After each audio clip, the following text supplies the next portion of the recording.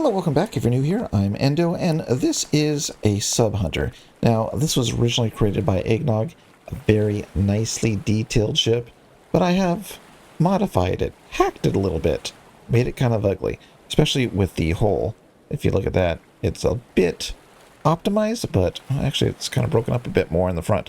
But yeah, it was pretty optimized, and the reason we're doing that is because we are running a Sub Hunt add-on. So today I'm going to show you how to use the new hydrophone and active sonar combination for this ship. But first I'm going to show you the old one to let you know why we changed things up. So this is the current hydrophone and active sonar we've been using on our sub hunts, and it's pretty cool. If I turn it on here with number 1, you can see it's got a cool interface, little animated stuff. But when we've been testing the add-on, I've been watching how people use it and how the interface is reacting in multiplayer.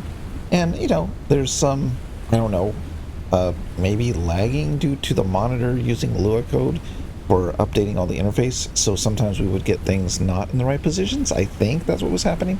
Not sure. But anyways, monitors aren't great for multiplayer. The more monitors you have, the more the creation lags. So I want to try getting rid of monitors as much as possible unless we absolutely need them. And yeah, so this is the hydrophone. And this was created before modding was available, so this was the option I had to do all the cool stuff I had. So if I want to, you know, show us changing the range, and if I want to show us sound level, of course we don't have anything out there to listen to right now by myself. We have the bearing heading, and then we have the different, you know, settings shown, what they are. And if I hit number 6, we're going to go into active sonar mode, and now we have the pings, and we have the drift here, drift left or right if there was a contact. Of course, changing the active sonar. So this is what we were using, and I don't know, I think there was some problems with the Lua and the monitor lagging a little bit. But I wanted to go ahead, and since we have modding, I wanted to see if I could make a new hydrophone active sonar. So let's load that up. Alright, so here we are on the latest version of the ship. It looks all the same, except if we go in here, we're going to see a new hydrophone and active sonar. Are you ready? Here we go. Alright. There's the speakers for the hydrophone for all the different ship's propellers, but that's not what we're looking at. We're looking at this monster here. This was originally inspired by a block I saw in Ducky's Bargain Bin, which had these bolts and these handles. I was like, oh, that looks cool. I wonder if I could do something like that.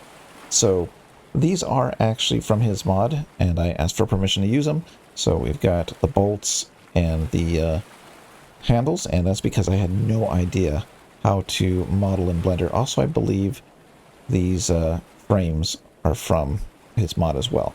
But I've changed a lot of things when it comes to dials and getting the hydrophone to work properly. See, there's the directional pip, there's the pips for the front and back of the ship, which we had on our old hydrophone and active sonar, but now we have it here in an analog form, and I don't know yet, we haven't tested this yet, but I think this is going to be better for the game because these are all just dials that I'm using now. Even this little guy here is a dial.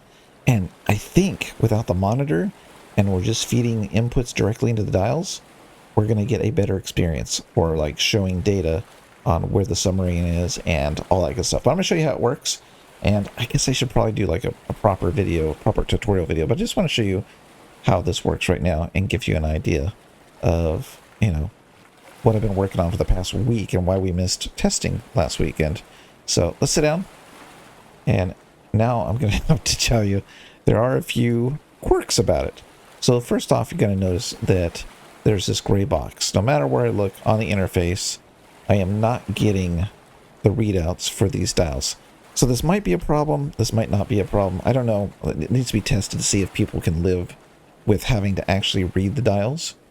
Like this, you see this? I mean, I could put it on screen and make it cheesy like that, and like if you sit down, you see all the data. But I don't know. I think that takes it, you know, away from the experience of having a, you know, hydrophone active sonar person having to actually read the dials and communicate with the captain. So I might just leave it like it is. But the reason I have to do this, the reason why no matter where you look, we have the bearing, is because these dials, Stormworks dials, do not like to do 360 degrees. which means you have to write code that allows it to do 360 degrees, which then displays the wrong values when you look at a dial. So if I were to look at this dial without this covering that is showing bearing, it would be like, you know, minus 360 or something like that. So we don't like that. So let me jump off here and show you. So if I stand right here is a component that you can't see, and that is the handles and the bolts, okay? And they are kind of like a half invisible, you know, component here that is set to display the bearing. So that's what we're doing. We're seeing the bearing on that component.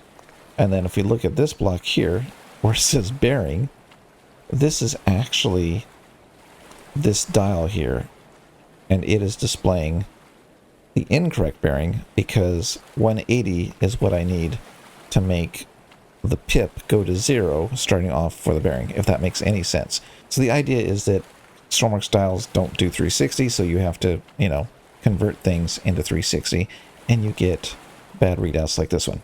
Okay, now if you're wondering, why is this so deep? Why is it such a deep thing?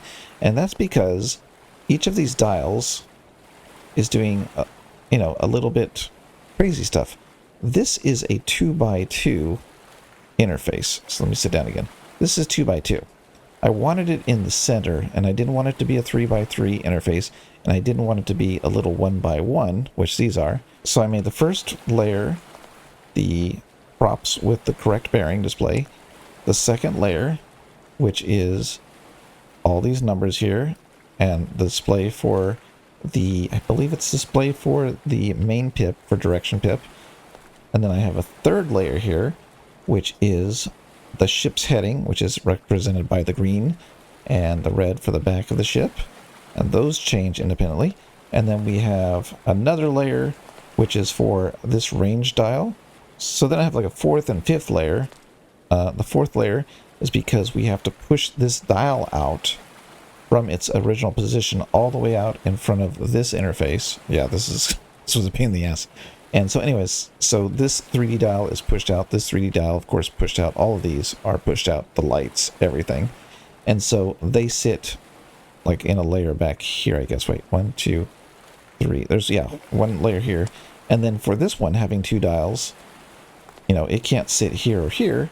So it's sitting back there, and it pushes that dial out for the effective range. Okay? If that makes sense. I don't know if you care about this, but I wanted to share how this works.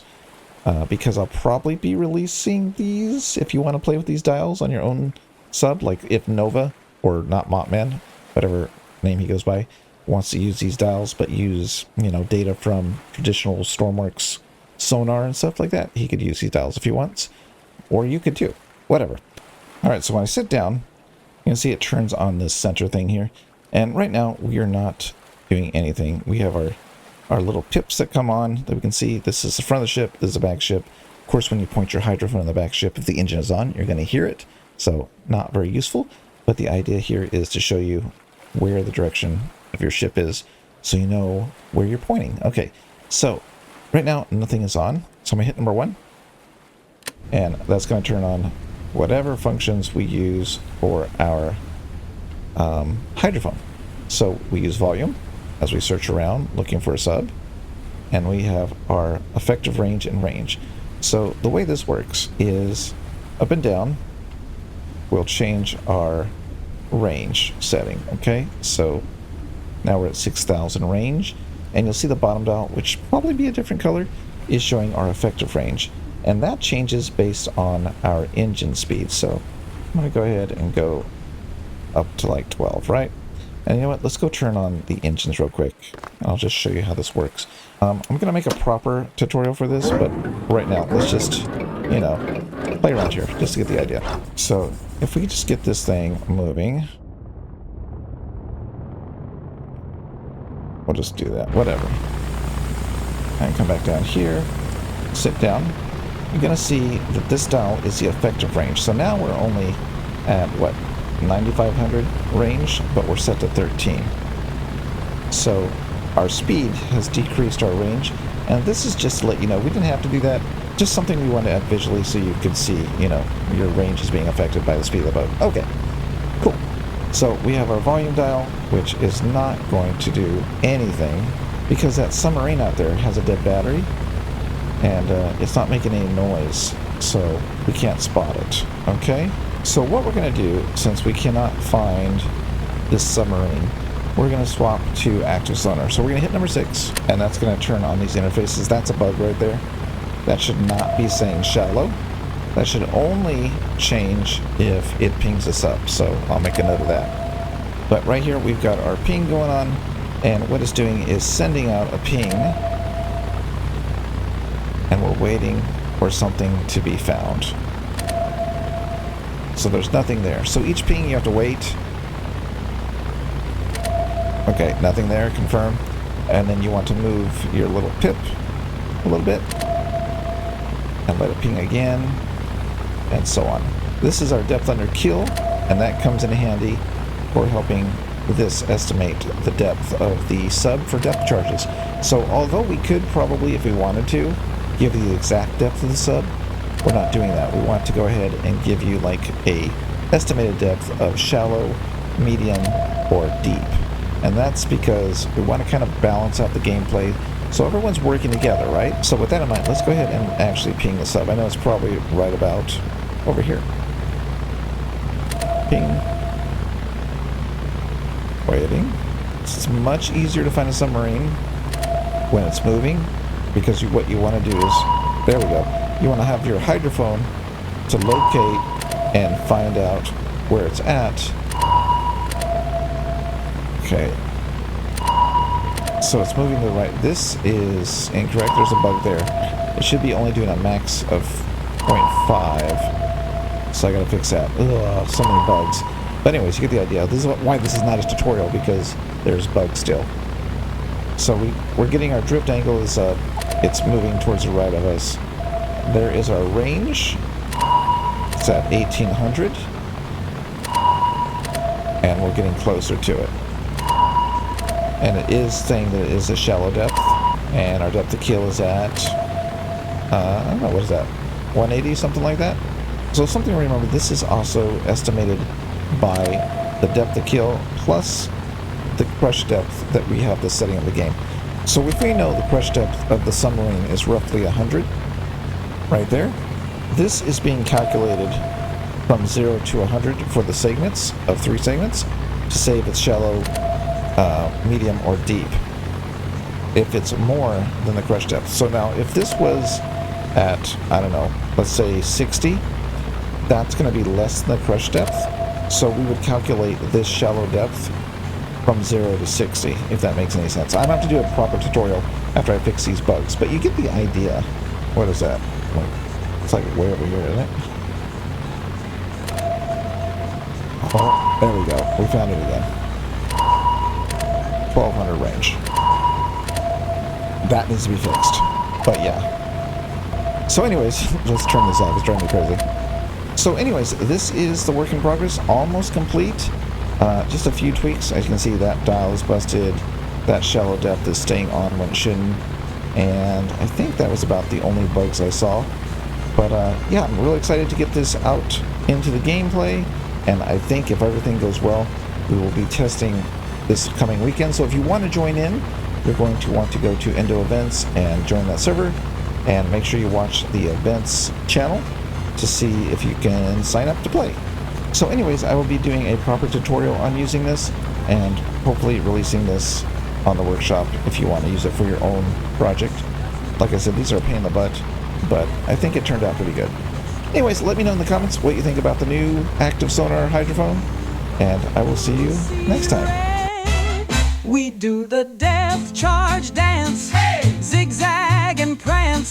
Those 10 fish don't stand a chance. No chance! When we do the depth charge dance. One more time! We do the depth charge dance.